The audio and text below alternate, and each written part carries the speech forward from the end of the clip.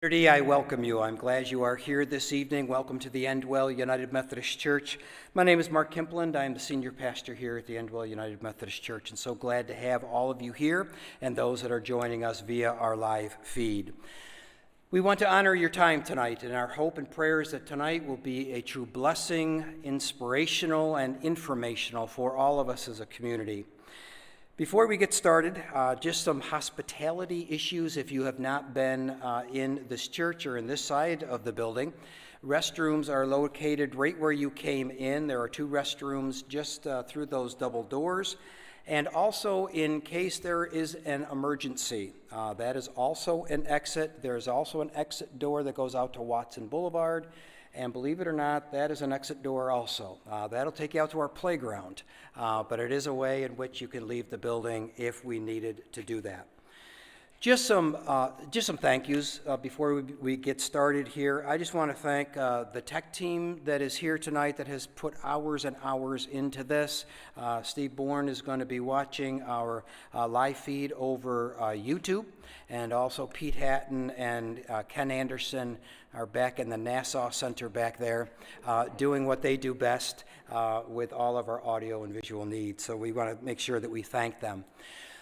Also, I do want to thank, we have some counselors with us here tonight.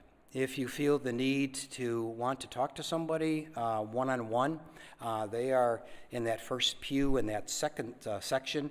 So at any time throughout the presentation, if you feel the need, the tug, to go talk to somebody, just go meet them. They'll be sitting there throughout the presentation, and you can go to a room that will have privacy so that you can go and share your feelings and share with them if you would like to. We will have some panel discussions tonight. I want to thank the professionals and the folks that have come here tonight to give of their time.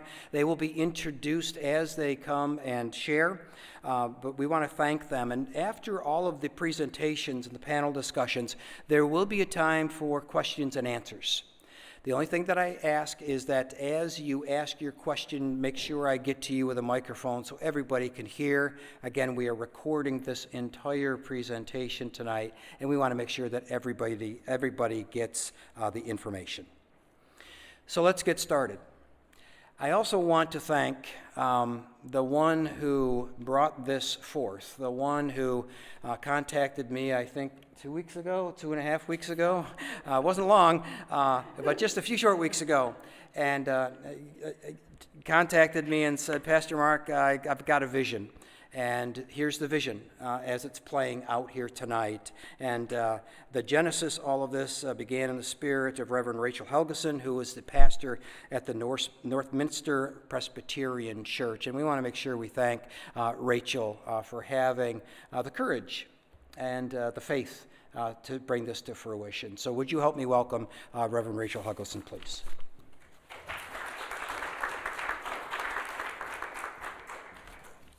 Hi friends, we're so grateful that you are here, whether you're here physically or you're tuning in with us or tuning in later with us. We know that this is a difficult conversation to have and one that we all wish we knew a little bit more about. What does that look like? How do we have these conversations? Where do we start? And in talking with Pastor Mark, we thought this was the place to start. This isn't an ending place by any stretch of the imagination. It's a beginning, and we brought some people along with us that have agreed so amazingly, thank you, and so quickly to say, yes, we need to have this conversation, and this community needs to have this conversation, and I just want to echo that this is not a Methodist thing or a Presbyterian thing or some place thing. This is your thing. This is our community thing, and it's a place to start, it's a place to acknowledge, it's a place to know, and a place to learn, and I hope that you all will ask questions at the end, whatever is on your heart. I used to get so annoyed by this when I was younger, when teachers would say, there's no stupid questions. I can't say that word around my children who are literally in the next room, because that word is a bad word in our house, but I said it to you, but honestly, there are no silly questions, okay? And for me to say that to you is a huge leap from like even 10 years ago. So whatever question is on your mind, whatever is bubbling up, it is not ridiculous because probably somebody else is thinking it too. Or somebody is wondering about it. And maybe your question will help spark another question. So usually that's how it starts, right? You have to have the first person who's brave enough to ask a question, and then the second person who stands by that first person, and then everybody else is like, okay, now it's okay, right? Whoever you are, the first one, the second one, the last one, somebody in between, please ask. And I hope that you'll take this time to just let this soak in. There's a lot of information that you're going to get tonight, and it may feel overwhelming, but it's also okay to use our resources too. This is a church space, so you've got 2 pastors around, you have counselors around, you have professionals around.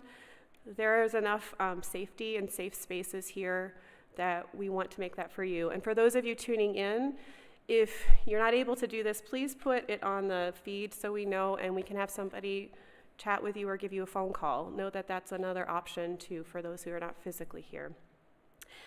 I've spoken enough. You don't want to hear from me anymore. Pastors do this when we get in front of a podium. We just get going and we keep going. I will acknowledge that too. But I'd like to turn this back over to Mark because our first speaker is someone that Mark knows very well. We wanted to begin tonight with a face and a life experience in the topic of suicide. And I do have a special connection to our first person. This is my little sister, who has traveled from New Milford, Connecticut to be with you tonight, to share her story, a mother's story. So it's my honor and privilege to introduce to you Sharon Daugard.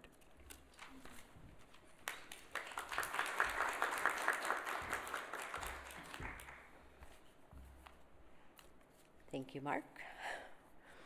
If my story can help anyone through hope, love, or just trying to navigate all that comes with raising children during these challenging times, confusion around COVID pandemic, social media, peer pressure, or living up to unrealistic expectations, then I will find a semblance of peace this evening.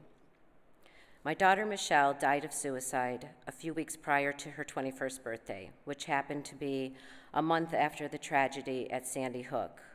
I know she felt overwhelmed and profoundly saddened by this event as it took place only 5 miles from our home. Looking back at her life, I'm aware that she always struggled with anxiety, which I feel was the main component of her depression. She started cutting herself in middle school, which launched our exhaustive journey of seeking counseling. Along the way, we ran into roadblocks trying to find someone she could really connect with and trust, who would accept our insurance and be willing to prescribe medications that might work for her. Her first hospitalization followed an appointment with her pediatrician, where the doctor discovered Michelle's cutting and immediately hospitalized her for a week in a rehab facility. I still vividly remember the look he gave me, imparting with his expression that this was very serious and very necessary. It was a terribly difficult thing to do for me, but I had no say. Her first attempt at suicide was during her freshman year in high school. She was in the hospital for 1 day, and I was able to bring her home after agreeing to an extensive outpatient program 3 times a week. This entailed pulling her out of school early and traveling 45 minutes to her appointments, in addition to restarting the counseling process and new therapists and new treatments. Michelle ended up graduating from high school early. She was an honors student, but school was a big stressor for her. So she did what she had to do, and she graduated as a junior. Following graduation, she went to cosmetology school, and she seemed to be doing well. She was able to wear her hair in funky styles and colors and started getting tattoos and piercings. This period deepened my experience with unconditional love as she experimented with new forms of self-expression, forcing me to examine my own acceptance of her decisions and autonomy. It was apparent to me that she was trying to demonstrate ownership of her pain externally, but internally she was critically broken. 3 days after losing someone very important to her to suicide, she made her second suicide attempt. Fortunately, someone called 911 about an unconscious female in a car seen pulled over in a semi-remote area. She was taken to the hospital, intubated, and through the caring of many nurses, we were able to keep her off the psych floor. After 4 days recovering in the hospital, she again had to go to a rehab facility. She begged me not to send her to the same place as before, and we were able to find another facility that would take insurance. It was even harder sending her away this time. During her stay there, I remember feeling hopeful when she mentioned she now understood the Serenity Prayer, and it held a lot of meaning for her. When she left the facility, she went to live with her father in the next town over, rather than returning to our home. We were worried about the potential triggers of her returning to the same bedroom where she'd learned so recently of her friend's suicide, and felt that coming back to this environment could hinder her ability to move forward. Again, she stabilized and seemed to be doing okay. She always wanted a place of her own, and she moved into her own apartment in the summer of 2012. She seemed happy on the surface, but I think she was also lonely. By then, she was working full-time at a lab. She had a strong work ethic, and everyone thought she was the greatest. She was also going to college part-time, working on getting her degree. I really thought she was going to be okay, that we all were. Why else were we given this second chance? On January 16, 2013, I received a call at work from her employer stating that she hadn't been to work in a couple of days and wasn't answering her cell phone. She had just been with me and her sister over the weekend recovering from a minor correction to a cosmetic surgery. And I only share this because why did she bother fixing it if it wasn't for the long term? I won't go into all the details of the events that followed that day. She was found in her apartment, and we were met there by a detective and a medical examiner. My heart was broken for her struggle, for her sister, and for myself. People who really knew her always described Michelle as an old soul and wise beyond her years. What they were seeing were signs and symptoms of an invisible anguish she eventually decided she couldn't carry any longer.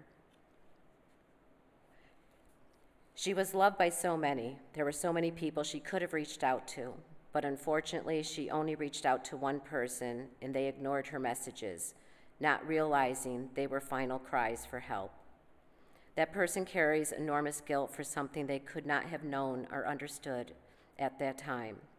But I mention this because it may have seemed to Michelle that they were ignoring her desperation when they really did not grasp the gravity of her situation. My Michelle died of suicide. She did not commit suicide, as that sounds like she committed a crime. Many describe suicide as selfish, but it's not a selfish act, rather an action taken out of utter hopelessness. We saw the signs, we actively sought counseling, and sometimes I wish for a do-over. Could I have talked more, listened more, loved her more, done more? I don't know, and I don't have the answers. She did leave a letter, and I would like to share some of the words that were written in her own hand. All the sorries in the world can't blunt the pain you're feeling. I can't believe I've done this to you, especially after having some knowledge firsthand of how it feels. But I just couldn't see any other way out for me. I've felt this way for so many years, and it never gets better or easier. You have to understand the pain I feel. I just can't anymore. It seems that every decision I make keeps burying me deeper and deeper, and that no decision is ultimately the right one. Nothing really brings me satisfaction or joy. I don't know how to be normal and just relax and have fun. I'm always stressed, even just doing nothing. It's always been my personality. Lately, I've been so tired, whether it's the weekend or during the week. I'm just tired to my bones. I'm so sorry to have done this. For so long, when I'd get to this point, I'd just think of how it would affect you, and I couldn't. I thought having my own place would free me, but it hasn't. I've considered my options, like living back home, and that doesn't fix things either. Something deep inside of me has been broken for a long time, and I can't think of a way to fix it. I can't bring myself to get up and do the things I have to do to make it. I can't go to school. I can't go to work. I'm tired, but I can't sleep. I'm exhausted, but I'm restless doing nothing. You've been there in extraordinary ways and have given me far past what was due. Mom, you especially have gone out of your way to try to help me succeed, but I just couldn't. And if you couldn't have helped me, no one could. I'm so sorry. I know this isn't fixing anything, but I don't know what else to do. I love you all so much. In closing, I want to share with you something my daughter, Melissa, wrote when she was a sophomore in college. This is after Michelle's death, and she wrote a paper. This is just a piece of it. My sister wore jawbreakers in her last few years, which are double rows of knuckle tattoos on her long, dainty fingers. The top row of her knuckles spelled strength, the bottom row serenity, not the first two words that would come to mind when the black ink caught the eye of a passerby. Her body told a very personal story of struggle and searching. Her spirituality and strong mind were illustrated everywhere you looked, if you chose to look closely enough. She used her earthly form as a canvas for the art of her delicate soul, which is exactly what she was letting the world around her get a good look at on a daily basis. As I write this down, I revel at what a shame it is that these wonderful pieces of art no longer exist, some still in the works when she passed. My mother's sister and I had formed a remarkably close relationship over the years, and the splintering of our threesome has definitely presented itself as a distinct hardship in the months since. But to solidify our bond, my mother and I went and got our own tattoos. Now we carry my sister's message and mantra of strength and serenity on our own skin. Thank you.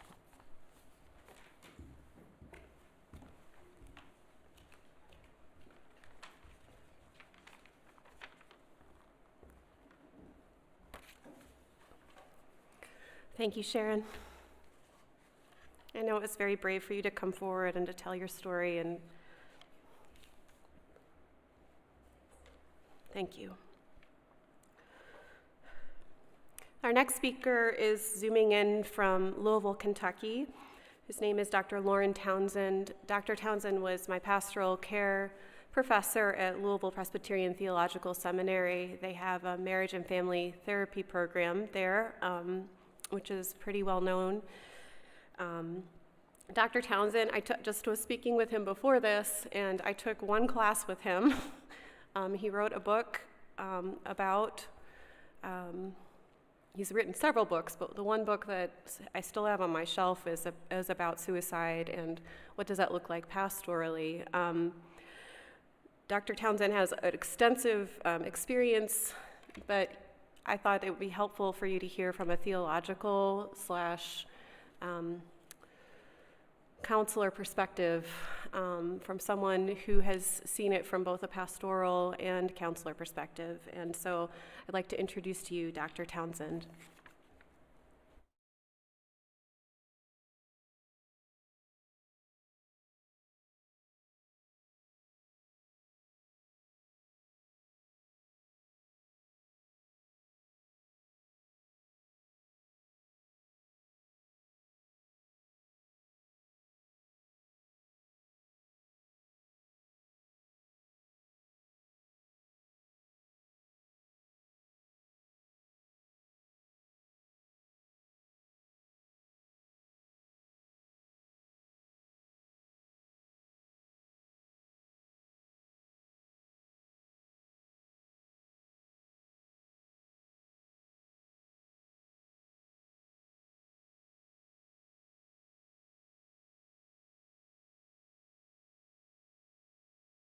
These things point to a reality that is, most people, if we're honest, at one time or another, under stressful circumstances, have at least had the thought of suicide cross their mind.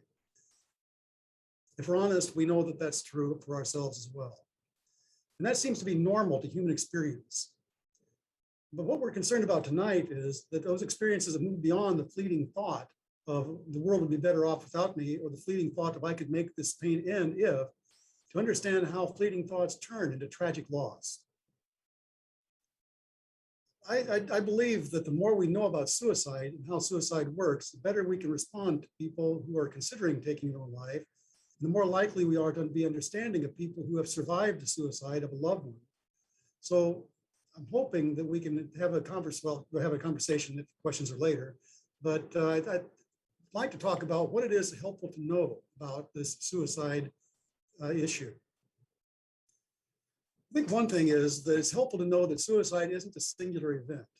By this, I mean that there is not a one universal way that people think or act themselves into something that is self-destructive. On the other hand, there are some common factors that help us recognize when someone is at risk, that gives us the opportunity to respond and gives us the opportunity to help if that's possible. So knowing some things can help us be proactive and preventive. So slide 1 is up there, I believe. I'm having a hard time seeing it, but it's there. So one important factor as we look at this chart is that we can see that one of the important factors is that suicide really is probably best seen as a continuum or a process that ultimately connected to personal and relational pain. And our mother that we heard just a moment ago certainly gives us a picture of that. And that is the pain can emerge from if you look up the top part of the circle and on the slide, you'll see a circle up there, and it shows in the circle that this pain and this movement toward harming oneself is ultimately connected to personal and relational pain, and this pain can emerge from several dimensions. It can be psychological and cognitive, it can be emotional, it can be relational, it can be physical, and it can be spiritual. And each of these areas of pain can feel absolutely overwhelming. And as stress and pain increase, it begins to threaten one's coping skills. So if you follow that, I don't have a pointer, I'm used to having a little pointer, so excuse me. But as you run down the arrow, you'll see that there's some motivating factors with this pain that starts. And one of the first things that takes place is that coping is threatened. And then as the pain gets worse and things don't change, there's a breakdown of coping. And then there's a suicidal ideation that tends to follow that. And that is, I can't seem to make this quit. Where's the way out? Where's the door? Beyond that, there is what a lot of people call psych ache. It's just a constant ache. It's a pain that doesn't go away. It's deep in the soul and just aches and hurts all the time. And that predisposes people to then move over into overcoming the will to live. And as I'll say more about this later, overcoming the will to live is not an easy thing.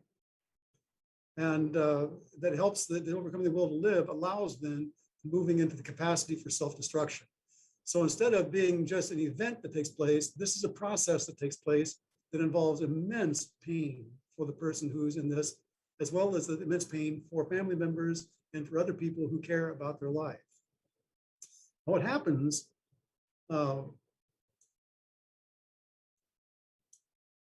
me find my, the thing that takes place is when this psych ache begins to take place and when the stress and when the pain begins to move down through this arrow, that there's a breakdown in protection.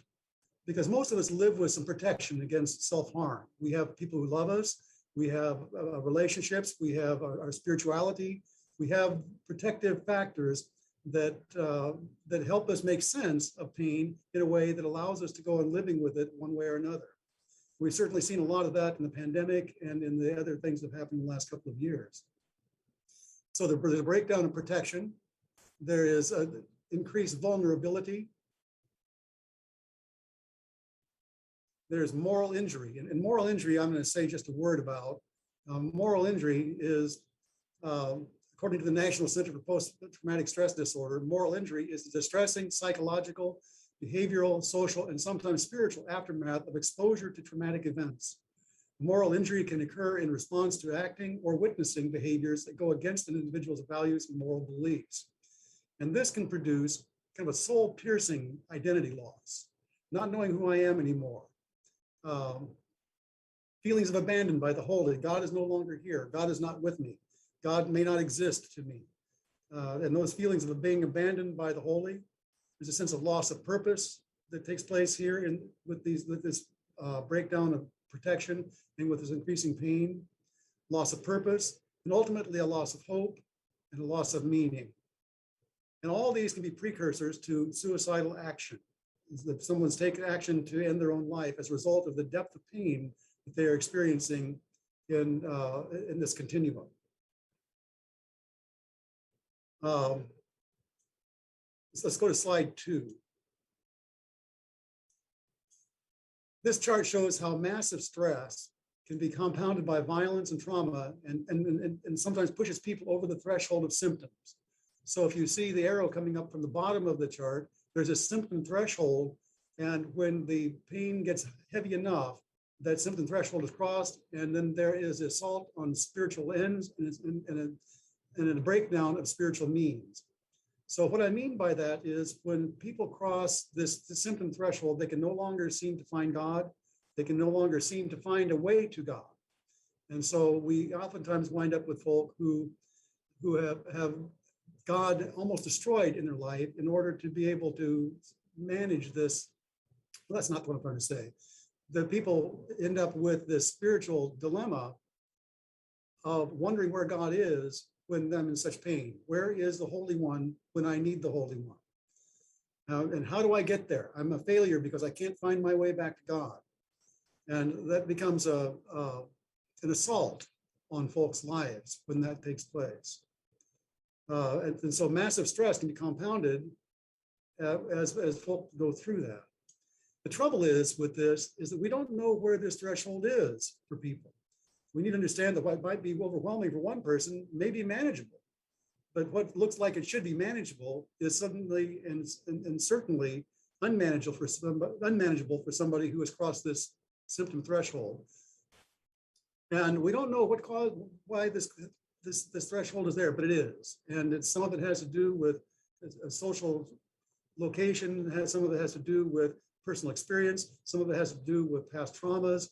So we just know we want to know that there is a point where people cross that threshold and they need a special kind of care as they cross that threshold or after they cross that threshold.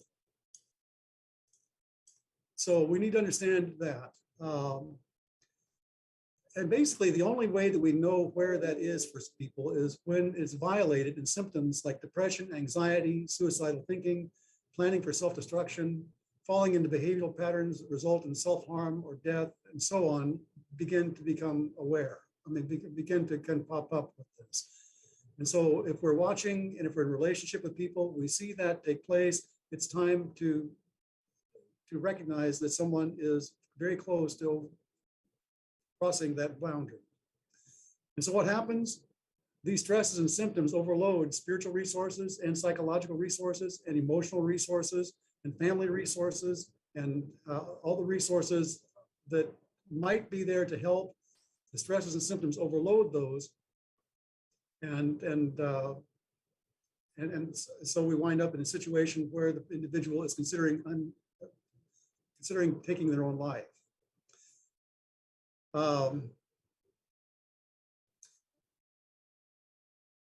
Most of the time, and maybe all the time, I'm not sure. Well, I'm just going to say most of the time, these overwhelming stress things are elusive. And that is that the person who is experiencing them can't seem to get a hold of them, and neither can professionals, and neither can family members. And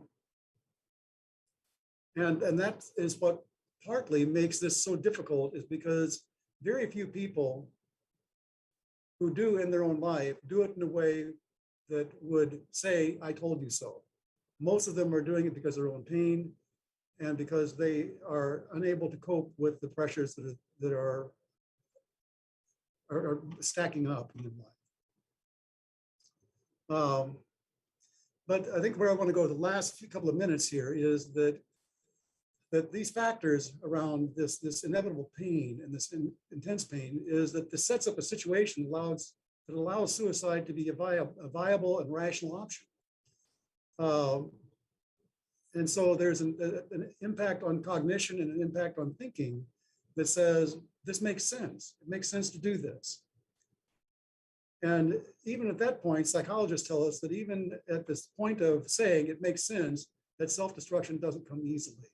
The people who are in that kind of emotional, cognitive, and spiritual space ultimately have to work to prepare themselves or practice self-destruction. They may replay chronic thoughts that make suicide reasonable. They may expose themselves to increased physical, social, and psychological pain. They may rehearse their death before they take action. And this is where we can also intervene. If we can, and we heard the story of our mother who did intervene. So intervening doesn't mean that it's going to be effective, but this does give us a way of looking at this and say intervention is necessary. And it gives us a space to be able to talk to folk who are experiencing this in a way that may help them move through this without taking suicidal action. It's hard to do justice to this complex, emotionally devastating fact of life in just a couple of minutes.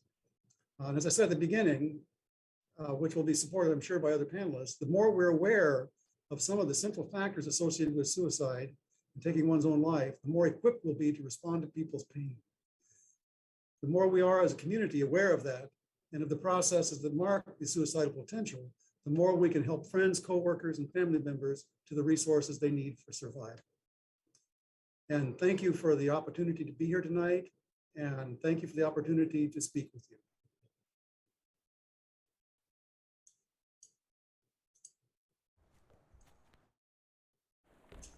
That's the end of, Thank you, Dr. Townsend.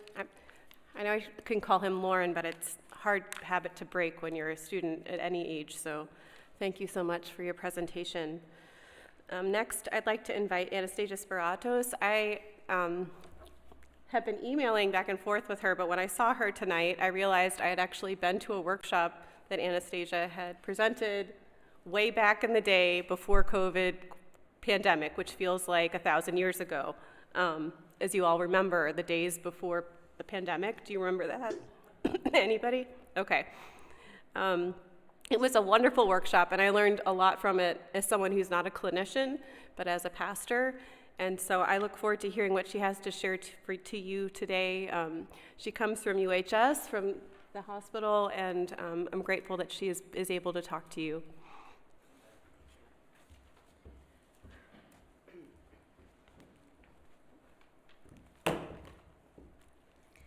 Good evening. Thank you very much for being here today. My name is Anastasia Speratos, and I am a behavioral health specialist at United Health Services.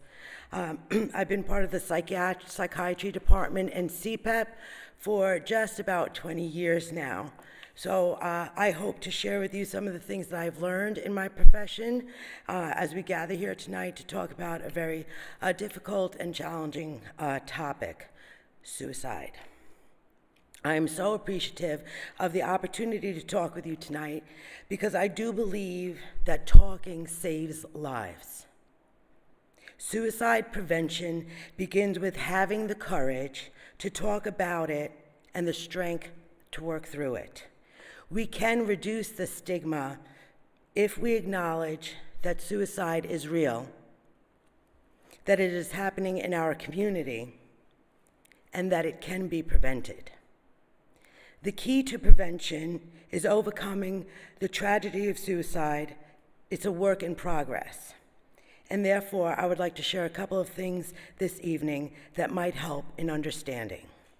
I'd like to first inform you of some of the signs and symptoms to recognize suicidality, to give you some community resources that can help you if you've been touched with suicide in some fashion, and to direct you in what to do if you are with someone with active suicidal thoughts. Now, some people may think that suicide is just crazy thought or only for people who have a mental illness. But the idea of suicide could never really happen to somebody I know or something that's in my mind. But I suspect that you or someone you know may have actually had a thought of suicide at least once in their lives. How many of you might have contemplated the idea of no longer living just sounds appealing? Have you ever thought to yourself, oh my God, if I have to endure this, please, Lord, just take this from me? Have there been times, especially when faced with difficulties, that led you to fantasize about the idea of escaping, as if you don't have the ability to cope or endure with this any longer? Some may have this feeling of impossible or doomed, as if nothing's ever going to get better.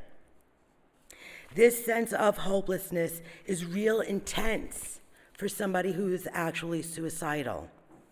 Their view of the world is distorted, and by either a devastating event or some horrible news. A fleeting thought of wanting to escape, or a very specified plan of not wanting to live anymore, are different ideas of suicide. Both are important to recognize, to validate, and to seek support and help with. People are not crazy who have a thought of suicide. They are dealing with something that in the moment they cannot see another way out. Suicide seems to be the solution in that situation. But if we take the time to talk, take the time to really listen to where they're at that moment, what they're really feeling, we have a chance to make a difference. Noticing signs of depression, like being isolated, or hiding in your room, or not being outgoing or socializing as much, not taking care of yourself, not showering or getting dressed or doing your hair, losing weight or maybe eating a little too much, being apathetic as if nothing ever really matters and it doesn't really care anymore, or indecisive, the inability to make a decision because they can't seem to focus or they can't seem to concentrate. These are symptoms and ideas of depression. And if you begin with noticing some of these symptoms and address them, for example, saying something like, I've noticed you're losing some weight. You're not eating as much. I'm worried about you. Is everything all right?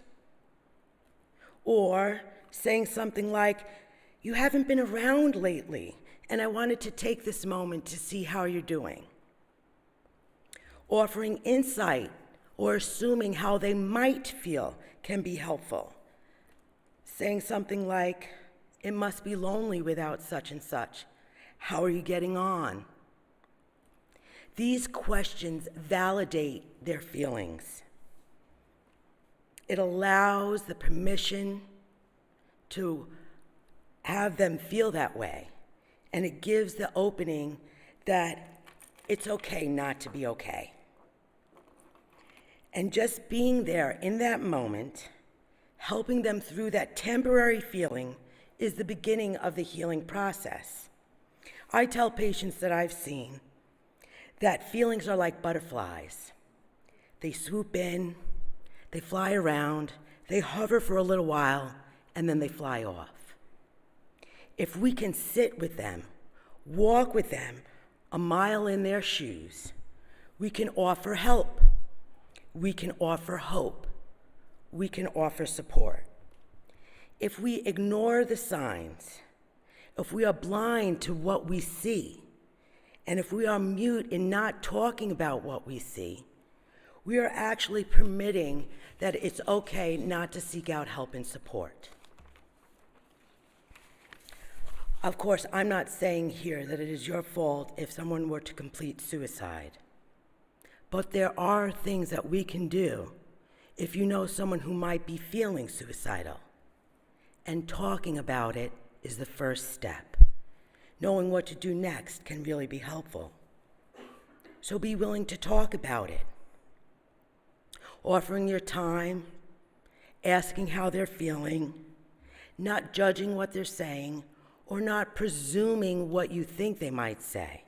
Not preparing what you're going to say when they're speaking, but just being right there in that moment to listen to where they're at. Don't avoid the word suicide. You're not giving them the idea to actually carry that out. You're validating that this is something real in their mind, and that if you can talk about it, you have the courage to work through it. Don't minimize. Don't worry, it'll be okay. You'll be able to get through that, it's all right. Just acknowledge that things are difficult. Express a sense of understanding as to how they might feel. Validate them and give them some direction of where they can go for help. Let them know that they are not alone, that there are people who care, and that help is available. Other signs to take into consideration is increased use of substances, including alcohol and other drugs. Statements of suicide, giving personal things away, preparing for the idea of them actually passing. A noted change in their behavior. Expressing care and concerns for the things that you see as an invitation to talk to them is the beginning process of helping them. I'd like to talk about some community resources.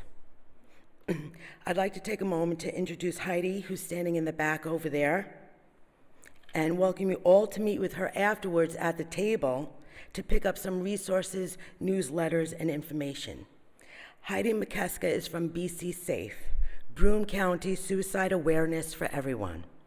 BC Safe is a nonprofit organization that is dedicated to making a difference in our community by reducing the number of suicides and suicide attempts, by increasing public awareness and providing educational training and resources in Broome County.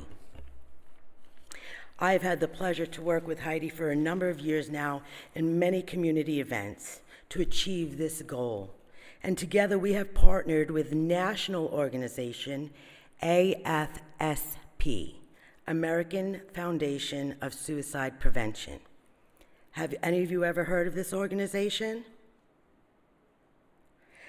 I encourage you to look at the website. It is a nationwide organization. Its most public, well-known fundraiser is Out of the Darkness Walk. Its commitment to saving lives and bringing hope to those affected by suicide is the mission that facilitates these community events. I invite you to connect with BC Safe on Facebook at BC Safe Coalition.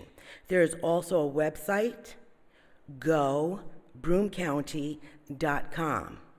And if you seek BC Safe, you'll be able to obtain some additional information. The Out of the Darkness Community Walks is an annual fundraising that takes place nationwide, and it is to empower those affected by suicide and offer ways to support suicide prevention by joining together to bring healing and hope. I invite you all to participate in this community event that is held at Otsiningo Park.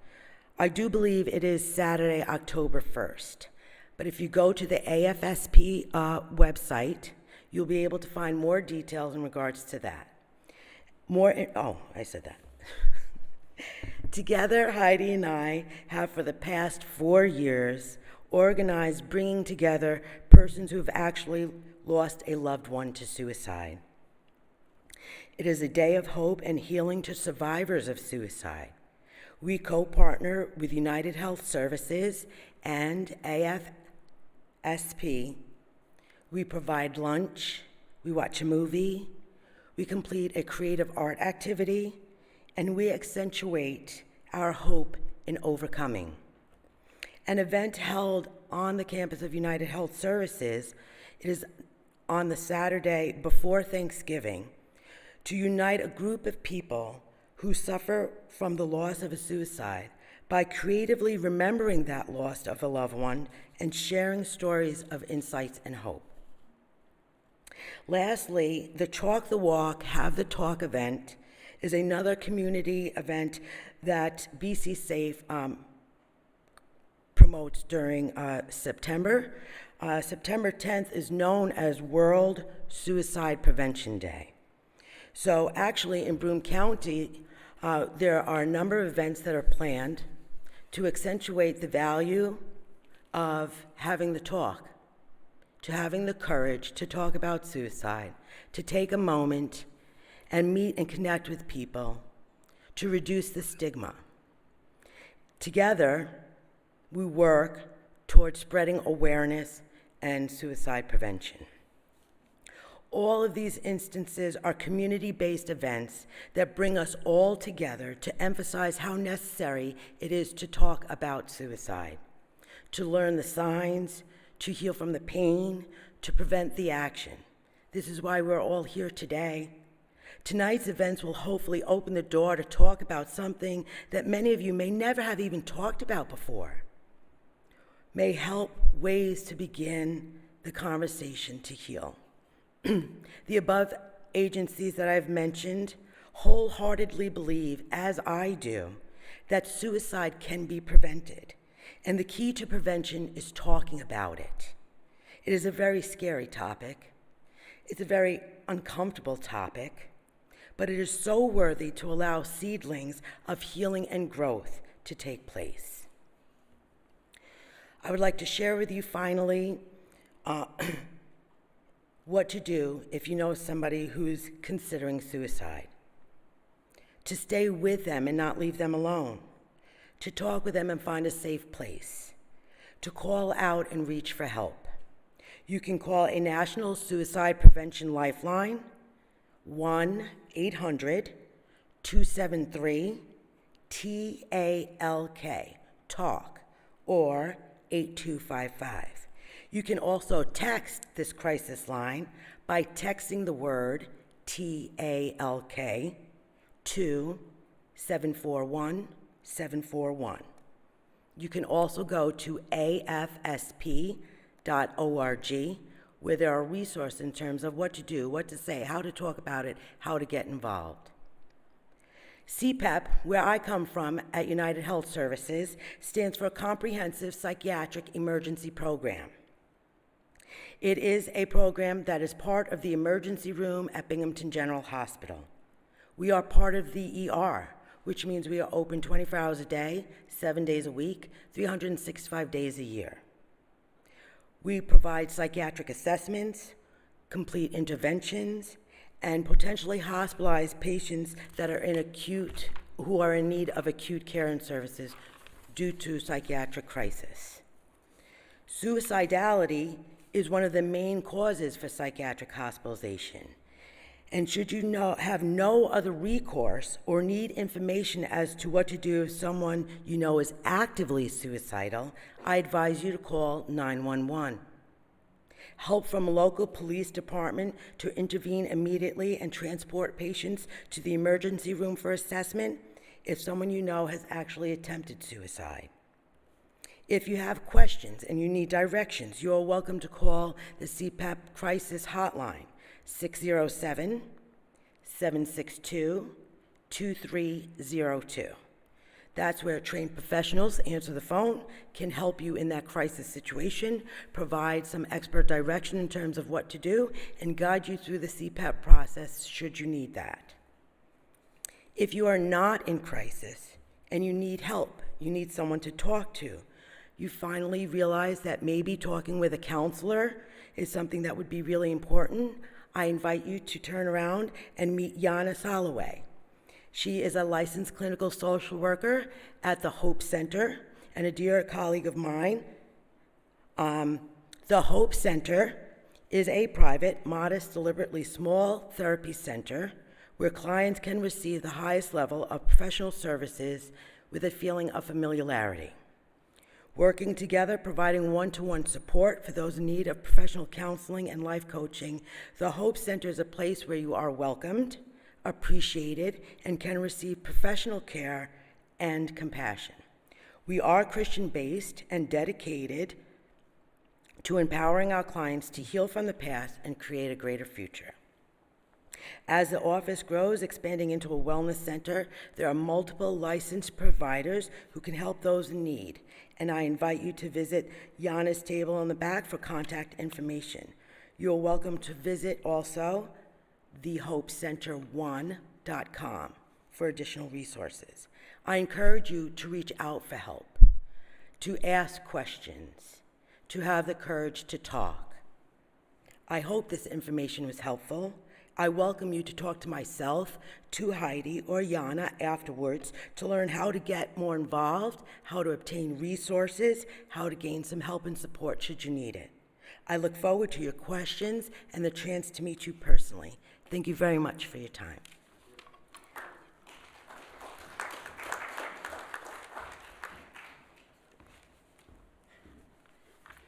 Thank you, Anastasia.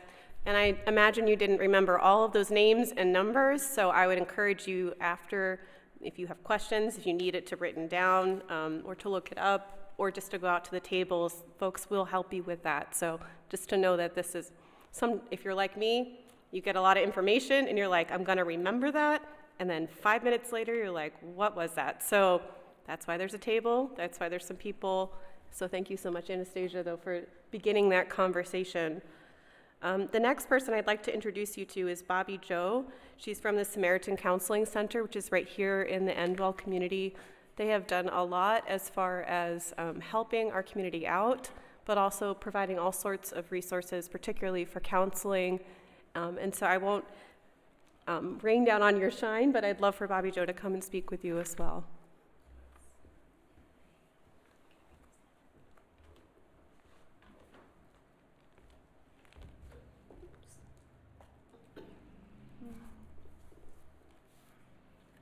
Sorry, I'm a little nervous.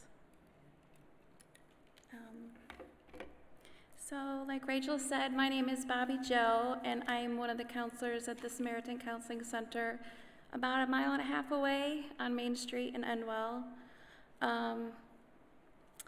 And my colleagues, my coworkers are here, Deb and Renee, and they're also counselors that are up here, and they're wearing blue ribbons. So if anybody is looking for somebody to speak to privately for a little bit of support, the people with the blue ribbons are familiar and have a lot of information for you. I volunteered to be part of tonight's gathering despite my own anxiety related to speaking in front of people, because I felt kind of annoying and an urge to be here for personal and professional reasons. I work with a lot of teenagers in the area, and I have been affected professionally with some of the recent events that have been going on here. So that made me say I need to come here and I need to speak with you all so I can share my personal and some of my background. Part of me said, what do you have to share? What do people want to hear that you have to say? But that's some of those cognitive distortions I've learned that they're called when my anxiety is talking to me. So what I tell some of my clients and people that I work with is, check your facts. What do you have to say? And I started writing things down so I could say, I've been working in social work since 1998. I've been committed to this community and I care about this community and the people in it, which is what drew me to be in social work. Across a lot of different areas of social work. I worked for the Broome County Health Department for 13 years with early intervention, with families, with kids with disabilities. I learned from some of the best professionals that went into people's homes and taught their kids, taught parents, and learned about family systems and the importance of it being about everybody, not just one person, and everybody being important as individuals, but also as a collective unit within the family, within the community. And I moved forward with my social work and came back and did schooling to become a counselor later in life after I raised my family in this area. I grew up here. I graduated from Maine Endwell. I got married here. And most importantly, I care a lot about this community. So that being said, I'm here, like everybody else said, to raise awareness, decrease stigma, and to share my hope. Because I think one of the most important things that I do is recognize when people are running low on their own hope. And I think that that's something that we can do for each other, is when we recognize that, when we stop and be present, when we slow down, and be present with each other, we're more likely to recognize it. I thought I'd do something a little bit different because my background is counseling, and maybe kind of practice with you something that I do with clients so that you can have an idea of something you could participate in or not. It's called a resource. It's a safe space. And I think Anastasia commented on one of the most important things about counseling is to be able to create a safe space. And this is something that I do with my clients. So if you feel comfortable participating, it's just a short activity. It's a mindfulness activity, which is about grounding and being present. And it's also a part of DBT therapy, but it's also its own therapy. And so what you would need to do if you feel comfortable practicing this with me is just try to get comfortable in your chair and just relax your shoulders and just notice your breath. And I work with people of a lot of ages, so some people might have thought it was weird that I brought this with me, but I work with some small children and some older children and all the way up through adults, and there's something called box breathing that we do, and it's a count of 4 where you breathe in through your nose to a count of 4, you hold it for 4, you breathe out for 4, you hold it for 4. And some people are auditory learners and some people are visual learners, so I found this fun thing, and I actually use it, and I try to say, like, watch as it expands and think of the air coming in through your nose. 1, 2, 3, 4. Hold 2, 3, 4. Out through your mouth. 2, 3, 4.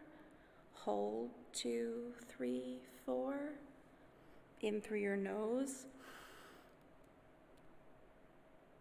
Hold 2, 3, 4.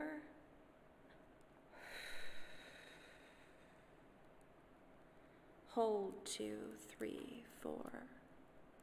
Just kind of relax and notice your breath. This is useful to be present because when we become in an emotional state of mind, it's hard to think clearly. Our body holds things and we get sick. So I start with just kind of a grounding. And then for the safe space, so when we process some really difficult emotions, I want to invite you to close your eyes if you feel comfortable doing so, and you don't have to if you don't want to. And just notice your breath.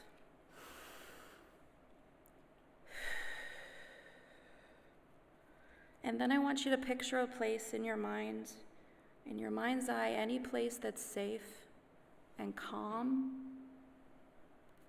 and peaceful.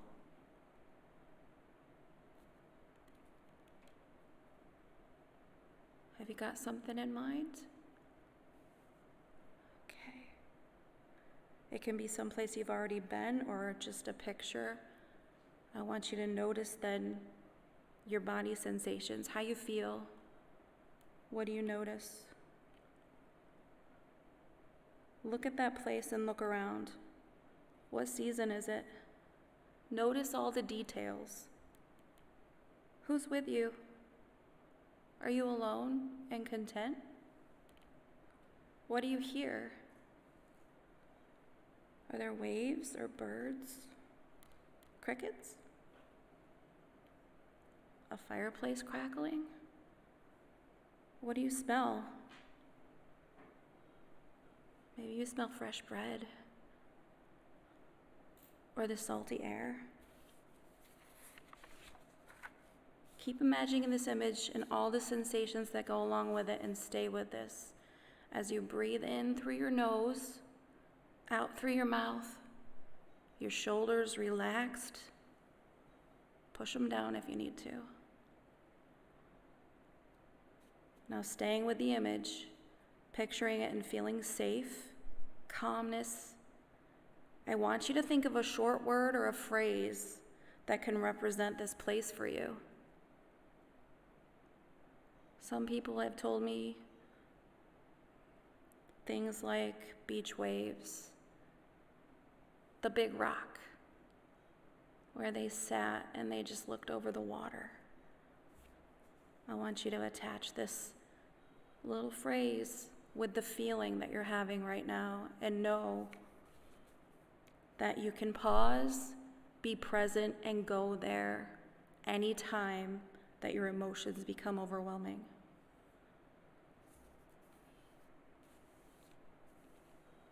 Now I want you to take one last look around and slowly open your eyes and come back to this room and notice. This is something that I learned to do for myself as well as other people because of my own experiences with anxiety. And I went and became educated and licensed so that I can help the people that I care about, the people that I come to care about. And I made some copies of this if anybody wants to take it. It's a script. They can use it other places. I knew people were bringing a lot of resources, so I'm trying not to duplicate. But I thought maybe something experiential would be meaningful. I actually just wrote topics that have been coming up a lot lately. And like Anastasia said, it's labeling your emotions, being present, validation. Nobody's crazy. We're human. We're going through things. Hope. I noticed Karen's shirt first when I came in because hope is my word. I have it one thing on my office door and the word is hope. And I can't wait to see your project. Karen, you'll meet. She's brought a project that she's worked on for us to watch. Allow. I want you to allow your feelings. Don't push them away. It's a variation on a theme from what the others have said, but the shoulds, community says, right? Bringing you back to your core. It's not about religion per se, it's about spirituality and who you are. Sharon moved me very much with her story, as I'm sure she did everyone here. And A Mother's Tale, she talked developmentally through the continuum, and so did Dr. Townsend, from an academic perspective, which when you blend the emotion with the academic, you have a wise mind. When we talk about suicide, I see it as hope being the most important because I see it as the opposite is despair. We all experience despair. And grief. Grief is not wrong, it's human. One of the most underutilized resources that I've found that I really wanted to share today, and it was already mentioned, but I wanted to repeat it, is the Hope Line. I work with a lot of teenagers who don't like to talk on the phone, will not make a phone call, and they prefer to text. So the text 741-741, you can text any word to it, and a professional will respond and text with you 24 hours a day. It's national. And we actually made some keychains out there that I hope people will take with a QR code as well, with the idea that sometimes telling them they won't remember the number, but having something tangible. It looks like this. So if you didn't already take one, I hope you will. On the one side, it has the QR code and the 741-741.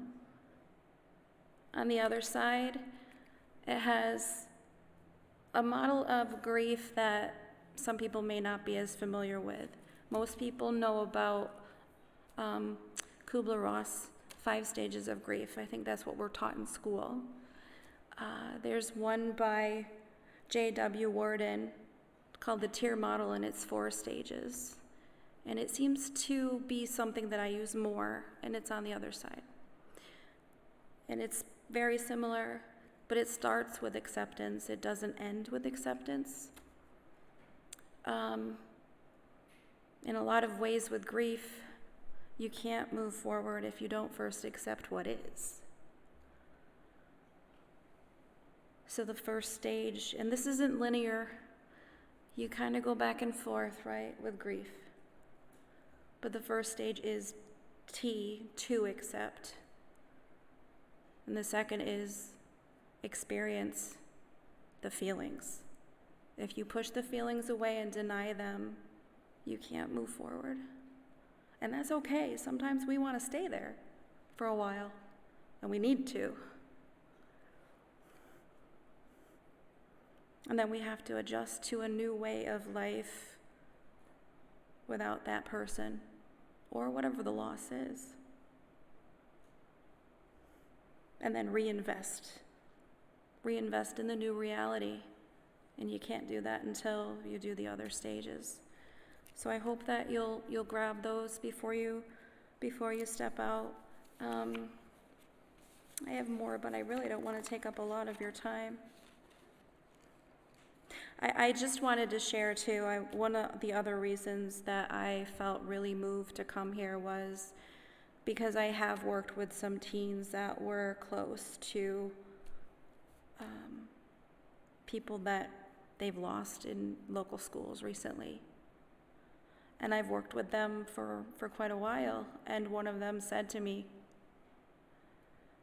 shortly after how grateful she was.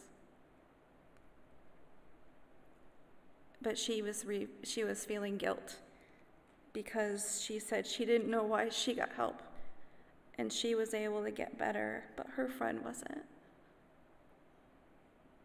There are resources, there are people that care. I'll leave you with one thing that I think is important to say. There is no blame. We need to get rid of shame. I've put some resources out on the table of some worksheets that I found useful. It was hard to make them, just a few, but I also know concise is better. There's a loss cycle, and this is for loss of any kind, including substance use. There's some links to YouTube videos, which may or may not be appropriate. If there's questions, then, my cards are out there. People can call me. And the reverse St. Francis prayer. So I'll just end with that. One of my coworkers, Yvonne Lucia, she's wonderful. She wanted to be here tonight, but she couldn't be. She shared this during one of our reflections, a staff meeting, and I said, I have to have that. And it's called the Reverse St. Francis Prayer, and it says, make me a channel of disturbance. Lord, make me a channel of disturbance. Where there is apathy, let me provoke. Where there is compliance, let me bring questioning. Where there is silence, may I be a voice.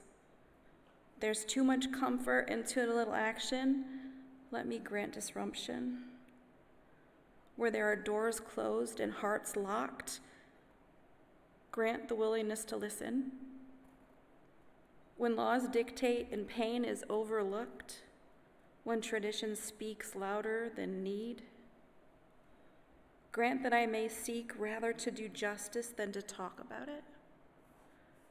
Disturb us, O Lord, to be with as well as for the alienated, to love the unlovable as well as the lovely. Lord, make me a channel of disturbance. Thank you.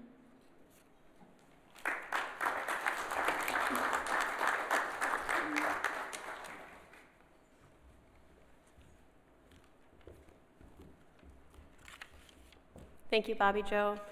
For people who say that they can't speak in front of a group, I have been moved to tears, so thank you for that. Next, MHAST wasn't able to come, but I did want to share with you that that is another resource to just know about, the Mental Health Association of the Southern Tier. They have several resources within our community, including a home that you can stay with if you need temporary housing for different mental health things that are going on in your life or someone that you know.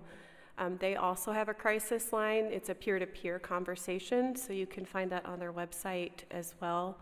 And if you find that you're so moved in this particular venue that you feel like you need to do one more thing or need to just express yourself, they have the mental health care certification. It's kind of like first aid, but it's for mental health.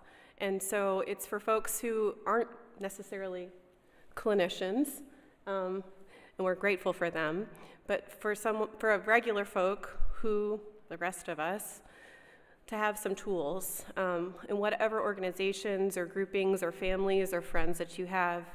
If you're interested in doing that, MHAS can set that up for you. I know that they've done this at churches, community groups, schools, for folks who are just interested in getting together and doing it.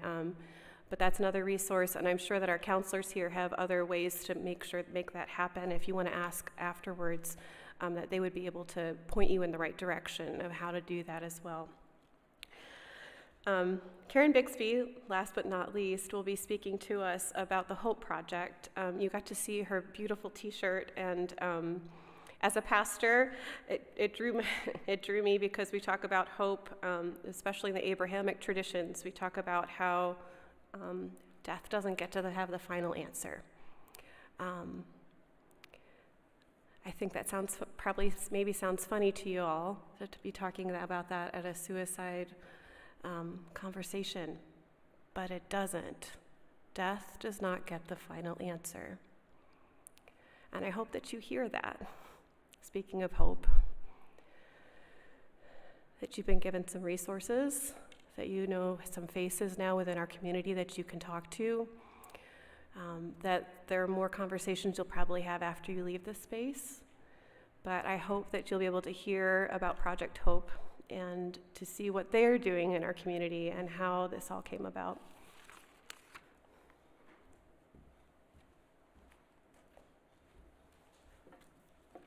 Thank you. Karen Bixby of Karen Bixby Photography. My strength is behind the camera, not in front of an audience, so please bear with me. The project is called #Hope, and it's something that I started with my daughter back in the fall of 2018. And with my photography business, the bulk of my clients are senior photos, which I absolutely love. I love the age group, but I saw something, and it was becoming more and more of low self-esteem and very low self-love dialogue. And so I was having a discussion with my daughter that I want to do something. I want to do something to empower them. And I went through years and years of, I guess, bashing myself, and I would not want anyone else to go through that. So with the discussion, she at the time was a junior in high school, and she said, well, you know, Mom, next month is September. It's Suicide Prevention Month.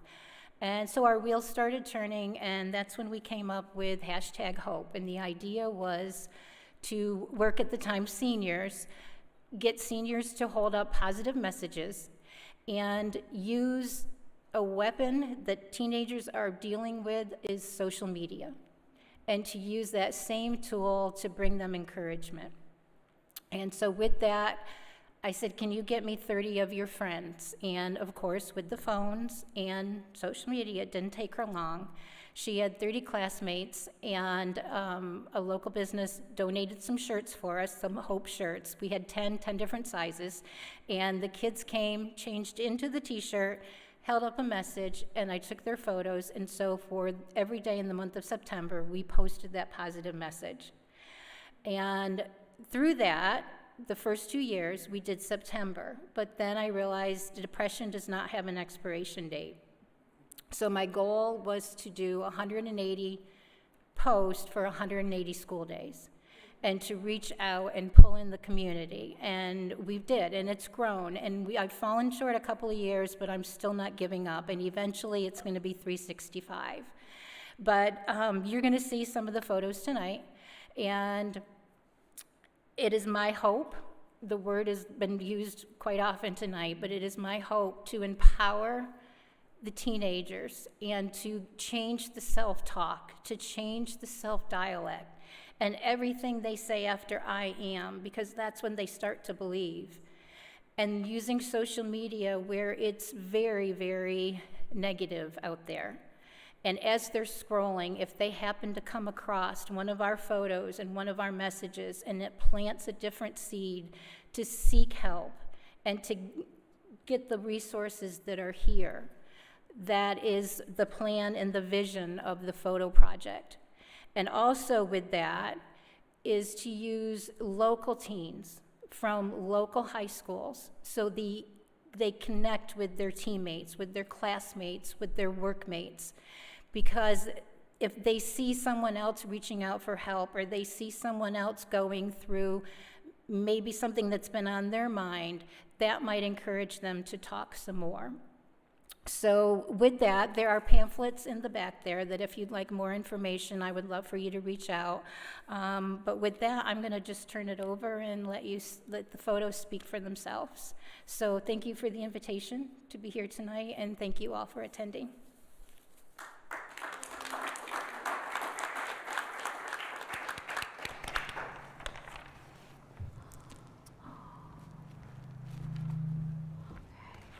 Friends, that's right, I'm sitting. Friends, at this time, we will be asking questions and ask you to ask us questions. Pastor Mark has a microphone, and we would like for you, for the first brave person to raise your hand, and then the second brave person to raise your hand, and then whoever else to know and ask whatever question you have.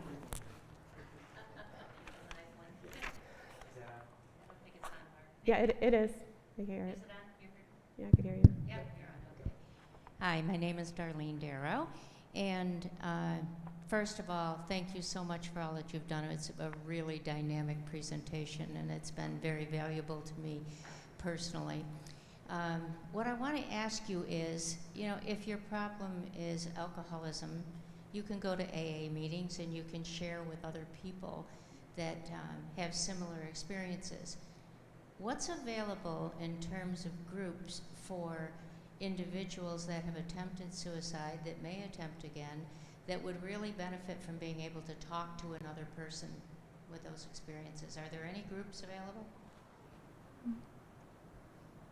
So I know that the Mental Health Association of the Southern Tier does have groups like that, and I know that they offer that as a possibility.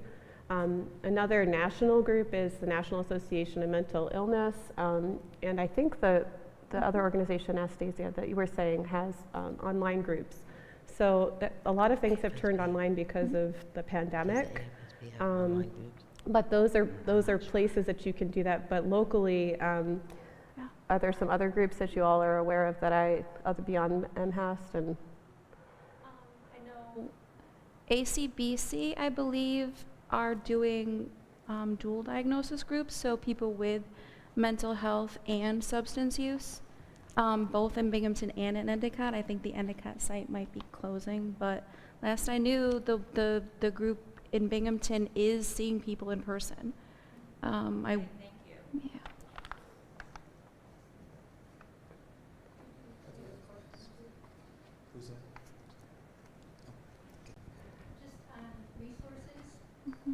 How close are we to using the 3-digit? I think it's 988 instead of the 1-800 number. I've heard we're getting closer and closer. Do you know? You should give that to Heidi. Heidi might be able to answer that question for you. yeah.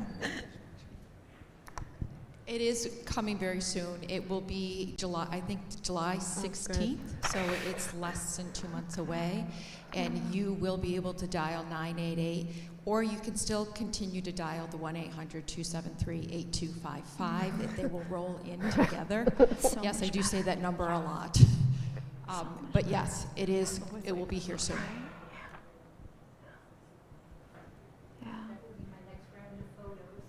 Wonderful. Thank you. I saw another hand back there. I just wanted to add that at the Hope Center, we actually have a group for women that are struggling with depression and anxiety that meets, I think it's twice a month now, and we also have a group for teens as well. Great. Thank you. Yeah. So I'll just share too.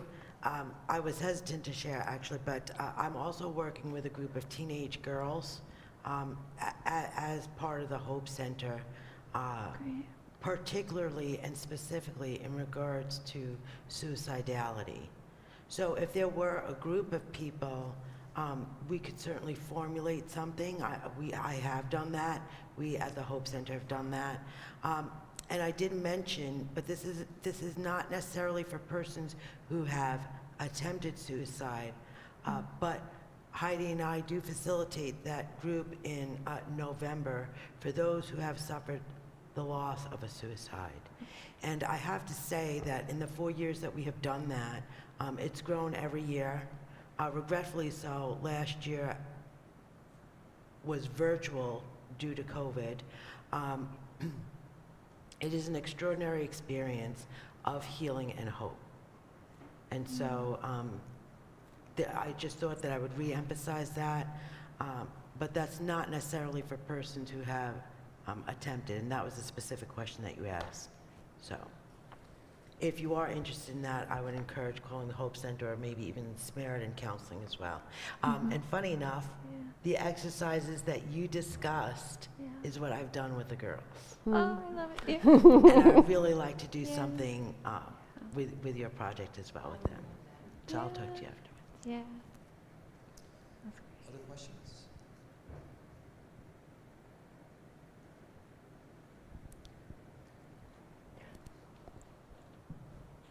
So I'm going to ask a couple of questions, if that's okay with you all, just to make it a little less formal, but also try to keep mindful of your time. So please know that this won't be a forever thing.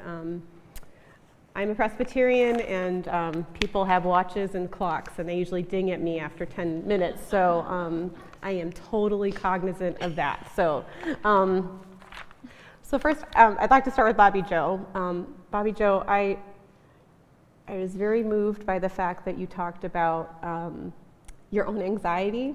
I think a lot of times we don't acknowledge our own struggles when we're talking about difficult conversations, and also how that has become part of your own, I'm a pastor, so I'm going to say calling, being grounded in this community and being grounded in what the work that you are doing and how you're coming forward. What is one thing that you wish when you were younger that you wish that you would have known that you know now, if you were able to talk to your younger self?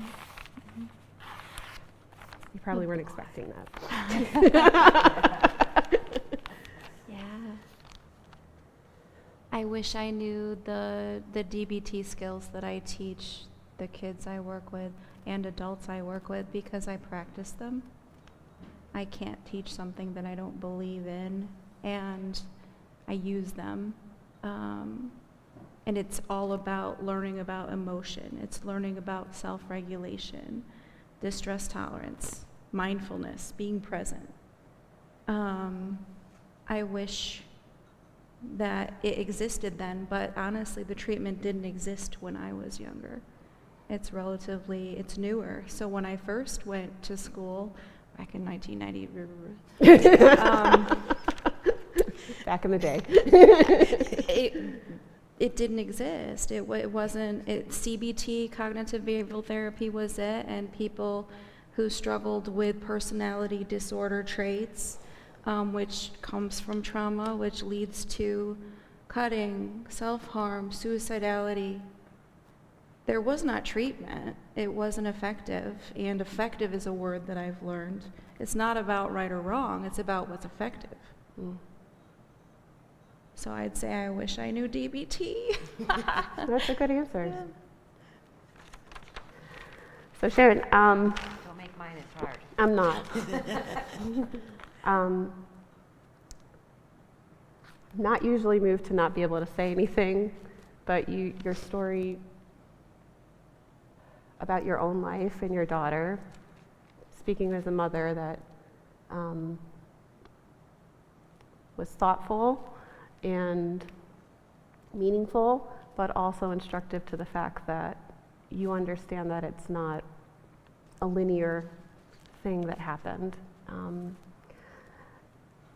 Can I ask to see your tattoo since you brought it up?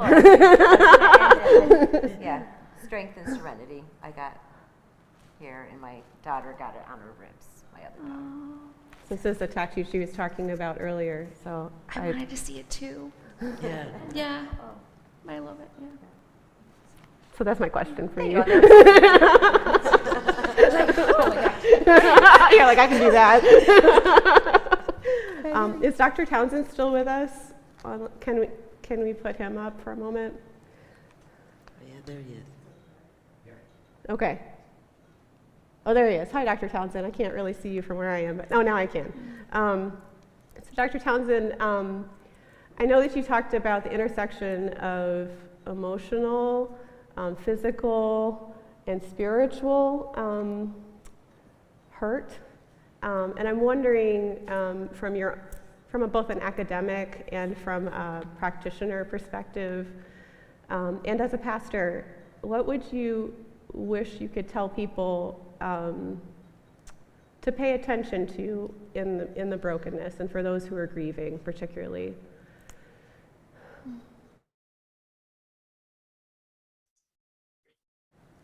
I think the number one thing would be to find people who are going to be able to support you. That's not a road to be walked alone.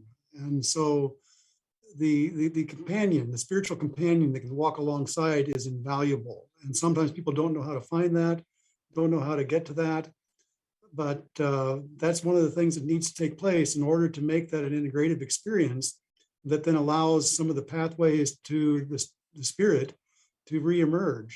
So, and I think that's particularly where the church can help, is by helping people connect when you see the need. And it's not always easy to find a spiritual companion, but it's something that is very important. Celtic tradition has a word for that. It's anamkara. Anamkara means your spirit friend, who means we walk with you. So I hope you each find your own anamkara. And Anastasia, I know that you are available and have done a lot of things within our community to be able to speak up and speak out. I know that you talked a little bit, it's okay not to be okay. Can you talk a little bit more to what that means? I think a lot of times for some of us that have heard that, we assume everybody else has heard it, but I don't think everybody has. So could you speak a little more to that? Mm-hmm. Yes, I can. But I have to say, this is actually a pin through Broome County Mental Health and BC Safe. And it's something that Heidi's group actually came up with. My own personal interpretation of that, based on the work that we do, and my own belief, is that feelings are neither right or wrong, good or bad. And the value and power to just validate where you are is okay. We are all human, and we all endure, and sometimes that's not easy, and that's okay. And sometimes it's really hard, and that's okay. And sometimes it is extraordinarily blessed, and that's okay. So wherever you are, or wherever anyone is that you are called to serve, And I wholeheartedly believe that we are all called to serve in whomever we meet and whomever we talk with, to take the moment to be real and human, to validate where you are. You don't need an answer. You don't need a solution. The power to exchange two human moments of compassion and kindness is perfectly okay. So I never really thought exactly what that means. Verbalize it in such a way. Yeah, but yeah, I think that's what, and I hope, Heidi, I did it some justice there. Does anybody else have any more questions before we wrap this up? Yes, in the back. Mark's. I think I can be loud enough. I just wanted to make sure that we really brought up and touched on teens and preteens and what those conversations look like when there are children and there are children's friends sometimes, and children that are coming in and out of our life. Because I found personally, professionally, when one of them is struggling, they don't always turn to the adults in their life. They tend to keep that more secret between them. And some of them are not as likely to let adults know what's going on and recognize when it's getting dangerous and it's not okay and then they need to say something. So I think if we're talking about what those conversations with our teens and preteens and sometimes younger depending look like, that has to be part of the conversation and part of being open to talk about that kind of stuff. That's a good reminder that teenagers and preteens and some younger may not speak to the adults that are in their lives, but to each other. And for those of you that are younger or in charge with each other, to know that you have a voice too. I think a lot of times we don't empower teenagers and young adults and young people, and it's a good reminder. We saw that in the pictures earlier, but also another reminder that to empower that everyone has a voice in whatever space, place that you are, whatever age and stage that you're at, from young to old. Thank you for that reminder. So I'm a pastor, and I like to pray, and I'll invite you to do that as you're comfortable, but you don't have to. Know that this is a space that I come from, and I did not realize this until Anastasia said this. Mark mentioned that I had this idea because things were happening in our community and in our world, and my birthday is September 10th. And if you were listening to Anastasia earlier, that is when a lot of recognition is National Suicide Awareness Day. National Suicide Awareness Day. I did not know that. And as a pastor, I'm a Presbyterian, so I'm sorry for my Methodist, Catholic, Orthodox, Jewish, Muslim friends. I'm going to speak from a Presbyterian Reformed tradition. If you'll excuse me for a moment, Mark. It must have been predestined. And I think sometimes we need a little laughter, even in the midst of it, and to be okay with that too.